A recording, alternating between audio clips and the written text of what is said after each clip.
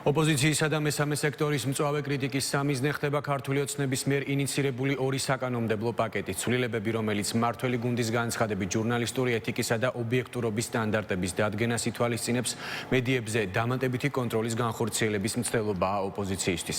ხელისუფლების ოპონენტები პირდაპირ აცხადებენ, რომ ბრიტანული მაგალითი დღევანდელ ქართულ რეალობაში ვერ იმუშავებს და მხოლოდ ცენზურის მიზნით იქნება გამოყენებული. რადიკალურად განსხვავებულია მმართველი გუნდის პოზიცია, სადაც დაანონსებულ ცვლილებებს საზოგადოებრივ ინტერესს უკავშირებენ და ამბობენ, რომ ახალი კანონი სიცრუის ტირაჟირებას მაქსიმალურად შეზღუდავს. საკანონმდებლო პაკეტების განხილვას პარლამენტი უახლოეს მომავალში დაიწყებს. ცვლილებებით თვითრეგულირების ნაცვლად მედია სახელმწიფო რეგულირების ქვეშ ექცევა. სადავო საკითხებს კი კომუნიკაციების კომისიასთან ერთად სასამართლოც განიხილავს. ასევე მედიას სრულად აეკრძალება დაფინანსების უცხოეთიდან მიღება. პარლამენტი მედიასთან დაკავშირებული ორი ახალი საკანონმდებლო პაკეტის განსახილველად ემზადება. ცვლილებები ქართულმა ოცნებამ ბრიტანულ კანონმდებლობაზე დაყრდნობით მოამზადა და ბიუროს სხდომაზე ორშაბათს დააინიცირა. მაუწყებლობის შესახებ კანონში შესატანი ცვლილებებით მედიის ობიექტურობის და ჟურნალისტური ეთიკის სტანდარტები დადგინდება და კანონის დაცვის ინსტიტუციური მექანიზმები განისაზღვრება, რაც იმას ნიშნავს, რომ აქამდე თვითრეგულირების ფარგლებში მოქცეული საკითხების განხილვა უფლება კომუნიკაციების ეროვნულ კომისიას ან სასამართლოს მიენიჭება. ახალი ამბების გაშუქების დროს მედია ვალდებული იქნება მიუკერძოებლობა, სიზუსტე, სამართლიანობა და ბალანსი დაიცვას და ფაქტი და კომენტარი ერთმანეთისგან მკაფიოდ გამიჯნოს. მედია საშუალებებს მაუწყებლის პოზიციის გამოხატვა აეკრძალებათ და საავტორო გადაცემის სტანდარტებიც კანონით განისაზღვრება. კანონ პროექტით დაუშვებელია ახალი ამბების გამოშვებისას დადგმებისა და ინსცენირების გამოყენება. მედია საშუალებები ვალდებულები იქნებიან პირადი ცხოვრების ხელშეუხებლობა დაიცვან და ვიდეო აუდიო ჩანაწერები რესპონდენტის ან დაწესებულების თანხმობით მოამზადონ. კანონ პროექტის ავტორების პროგნოზით ბრიტანული მედია მოდელის საქართველოში დანერგვა ქართულ მედიაში ხარისხიან და ობიექტურ მაუწყებლობას უზრუნველყოფს და საზოგადოებას დეზინფორმაციისგან დაასხვევს.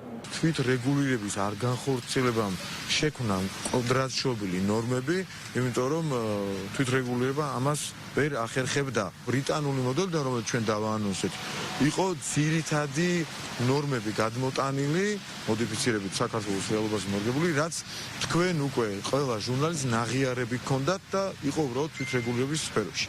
ახლა ხდება ერთადერთი რამის შეცვლა, რომ თვითრეგულირებიდან ეს გადმოდის სახელმწიფო რეგულირებაში, ახსოვლებაზე კონტროლს დააწესებს სახელმწიფო, რადგან თვითრეგულირება ამას ვერ ახერხებს. მაუწყებლობის შესახებ კანონში შესატანი ცვლილებების მეორე პაკეტი მედიის დაფინანსების საკითხს ეხება, რომლის მიხედვითაც მედია საშუალებებს უცხოური ძალისგან პირდაპირი ან არაპირდაპირი დაფინანსების მიღება ეკრძალებათ. საუბარია როგორც ფულად თანხაზე, ასევე ქონებრივი ღირებულების სხვა მატერიალურ სიკეთეებზე. ქართული ოცნების მიერ ბრიტანული მოდელით დაგეგმილ მედია რეფორმას მწვავე აკრიტიკებს ოპოზიცია. მმართველი გუნდის ოპონენტების შეფასებით ორივე საკანონმდებლო პაკეტი რეპრესიულია და მედიაში სიტყვის და გამოხატვის თავისუფლებას ხვდავს.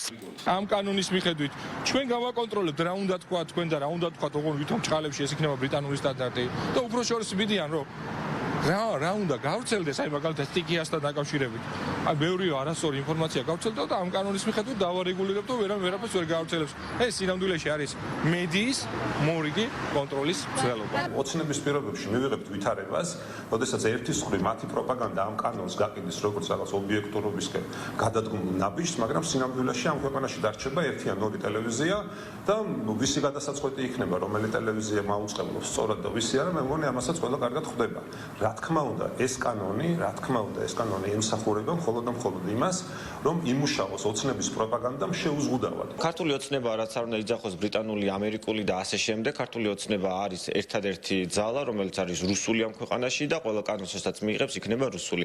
ეს არ არის მედიის კანონი, ეს არის ცენზურის კანონი. ქართული ოცნება ცდილობს სრულიად რუსული რეჟიმი დაამყაროს ქვეყანაში. მსახურება არა სინამდვილეში რეფორმას გამოხატვის თავისუფლების სფეროში, არამედ გამოხატვის თავისუფლების შეზღუდვას, რომელიც ოპოზიციის მიერ არაეფექტური ნაბიჯებით პრავდება და საბოლოო ჯამში საზოგადოებას არ აძლევს იმის საშუალებას, რომ გაარკვიოს რომელი ბრძოლა რამდენად ეფექტურია და არ აძლევს საშუალებას, რომ ფართო დისკუსიის და განხილვის საგანი იყოს როგორც ბრძოლის მეთოდები, ისე მასში მონაწილე პერსონაჟები. ბრიტანეთს მართავენ ინსტიტუციები, არის დემოკრატიული პროცესების სიჯანსაღე, საქართველოში ცემენ და სისხლის სამართლის საერთაშორისო შემადგენლობის დანაშაულის ნიშნებით მოქმედებენ მედიის წარმომადგენლების მიმართ, კრიტიკული აზრი არის მიუღებელი ქართული ოცნებისთვის. მე მათ ვურჩევ, რომ პირველ რიგში აიღონ ბრიტანული სტანდარტები ის და იმ მიმართულებით, რომლებიც არის პირიქით მედიის გაუმჯობესებისკენ მიმართული და არა მედიის მიმართ რეპრესიების გატარებისკენ. მედია საშუალებებთან დაკავშირებული საკანონმდებლო პაკეტები სიტყვის თავისუფლებას არ ზღუდავს და მედია საშუალებებს უცხოური ძალებისგან მომდინარე საფრთხეების განაზღვრავს. ასე პასუხობს საკანონმდებლო და აღმასრულებელი ხელისუფლება ოპონენტების კრიტიკას და ბრიტანული მოდელის უპირატესობებზე მიუთითებს. ბრიტანეთის მედია სივრცეს ვერავინ ვერ დააბრალებს მეკერძოებას ან რაიმე უზურპაციას ხელისუფლების მიერ მედია პოლიტიკის გამორიცხულია. ზუსტად ესეთივე უნდა იყოს ჩვენთან. არ უნდა იყოს მით უმეტეს ამ მძლავრი რესურსის გამოყენებით, რომელიც ქვეყანას აზიანებს მხოლოდ იმიტომ, რომ ვიღაცას ეს გარედან ასე სურს, რომ პატარა ქვეყანა მუდმივად турბულენტურ ზონაში იმყოფებოდეს და აქ მუდმივად დესტაბილიზაციის პროცესი მიმდინარეობდეს. ამისთვის არ უნდა გამოიყენებოდეს არც ერთი რესურსი, მათ შორის მედია. ჩვენი მიზანი არის, რომ საზოგადოებას მიეწოდებოდეს ინფორმაცია, რომელიც იქნება ზუსტი, მიუკერძოებელი, ვინაიდან ინფორმირებული მოქალაქე არის მნიშვნელოვანი ძლიერი დემოკრატიული პროცესებისთვის და გარანტიებისთვის. როდესაც ხდება ქარი დაფინანსება მედიაში თანამედროვე სამყაროთ ხდება, რომ ეს გამოწვევას წარმოადგენს დემოკრატიებისათვის, ვინაიდან ასე დროს მიზანი არის არა დამოუკიდებელი მედიის არსებობა, არამედ манипуляციებისა და დეზინფორმაციის გავრცელება და პოლიტიკურ დღის წესრიგზე მორგება. მედია არის პოლარიზაციის ერთ-ერთი მთავარი წყარო, ხო? ეს არის აღიარებული პრობლემა, მათ შორის ეს პრობლემა არის დაფიქსირებული EUTODIR-ის დასკვნებში. ამას სჭირდება, რა თქმა უნდა, რეგულირება, თუმცა თქვენ ხედავთ, რომ ოპოზიციასთან დაკავშირებული მედია საშუალებები თვითონ ოპოზიცია უპირისპირდება ამას. რატომ? იმიტომ რომ მათ აწყობთ სიცრუის და სიძულვილის ტირაჟერება, რაც ხდება შესაბამისი მედია საშუალებების მხრიდან. ქართული საზოგადოების ინტერესებშია, რომ მან მიიღოს ობიექტური ინფორმაცია მოვლენებთან დაკავშირებით და ქართული საზოგადოების ინტერესებშია, რომ სიძულვილისგან და სიცრუისგან იყოს დაცლილი ზოგადად მედია. აქედან გამომდინარე, თუ ვინმე უპირისპირდება ამ კანონპროექტს, მას მოწონს სიძულვილი და სიცრუე.